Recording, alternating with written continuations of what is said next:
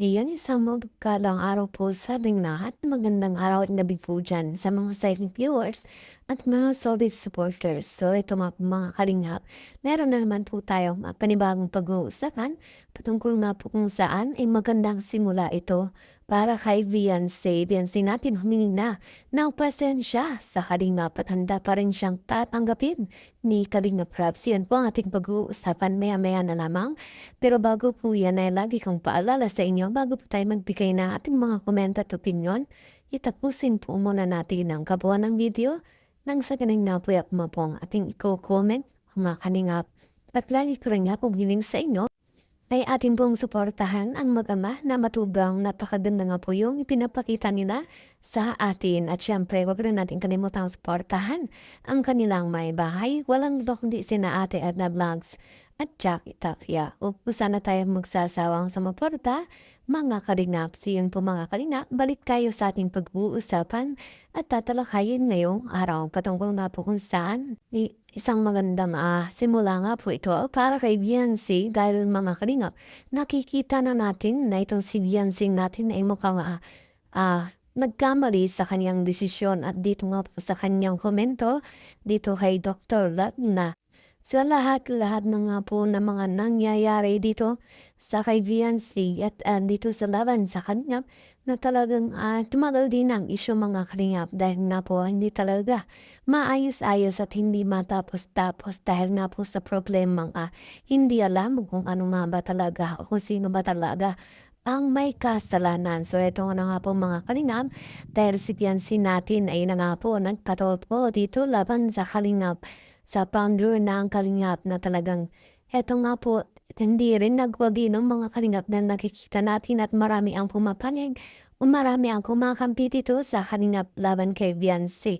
At talagang halos lahat mga kalingap ay galit na galit dahil sa ginawa ni Beyonce sa pagpatulpo dito sa kalingap.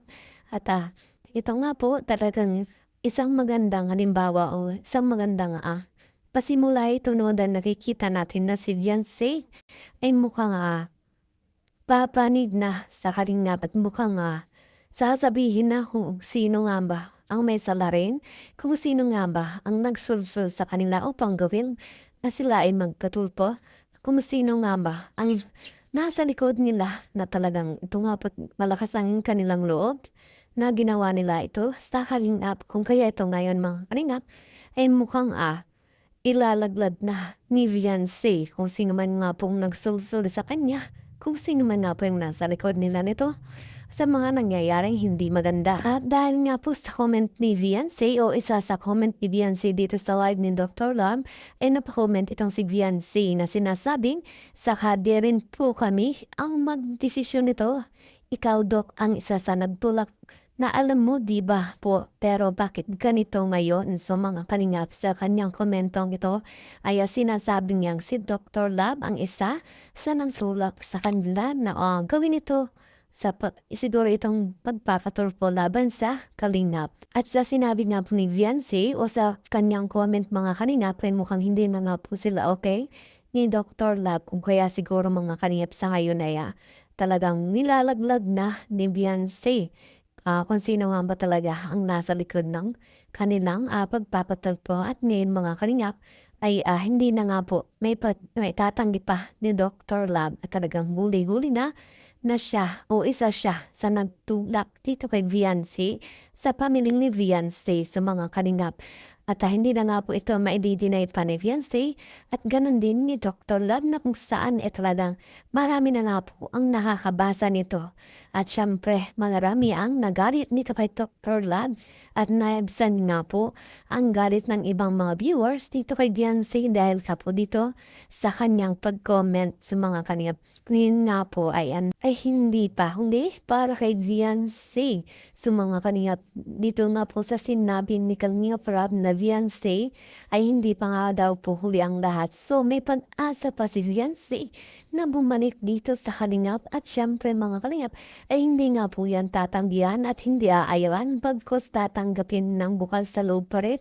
Itong si Beyonce natin dahil si Kalingap Rab nga po ay alam niya kung sino ang may kasalanan at sa Beyonce nga po mga kalingap ay mukhang nalito na lamang sa mga desisyon kung kaya dito sa kanyang pagpanig kay Doc Love ay siguro mga kalingap ay isang sapilitan na lamang dahil nakikita o nararamdaman ni Beyonce na si Dr. Love ay kumakampi o pinagtatanggol siya. So, dito nga po sa hiling ni Beyonce na pagbigyan ng kanyang hiling na itigil ng love team. Subalit ayun nga po kay Beyonce na dahil nga po kay Kuya Val ay ayaw nga po itigil ang love team. Pero sa katotohanan mga kalingap ay okay naman na po at wala ng love team ng kids Dahil ang problema lang naman ay sa mga reactor natin talagang iba nga po at sobra-sobra ng mga sinasabi. Na halos pati si Kalingap Edu nga po ay talagang napasabi na lumalabas na nga po ang dahilan. Naintindihan ko si Insan,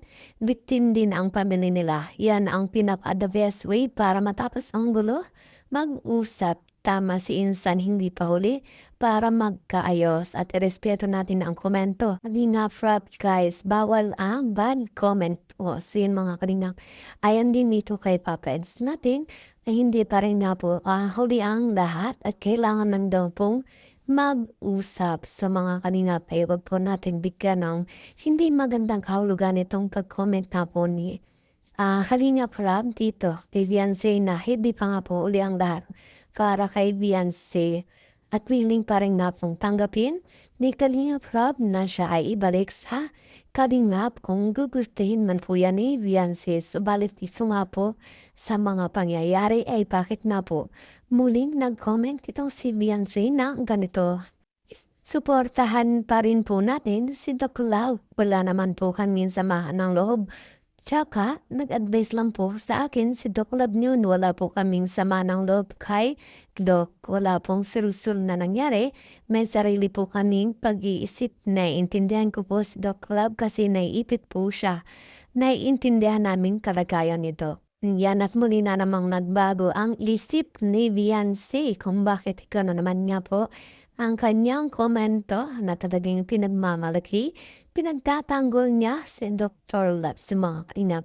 Hindi nga po maintindihan kung ano nga ba ang plano ni Beyonce na kung sana'y sinabi niya naman na isa si Dr. Love sa nagtulak sa kanina upang sila ay magpatunpo dito. So nga po ay maayos ng lahat at kailangan ng talaga yan ng pag-uusap nang sa ganoon ay magkaayos na mga kalingap.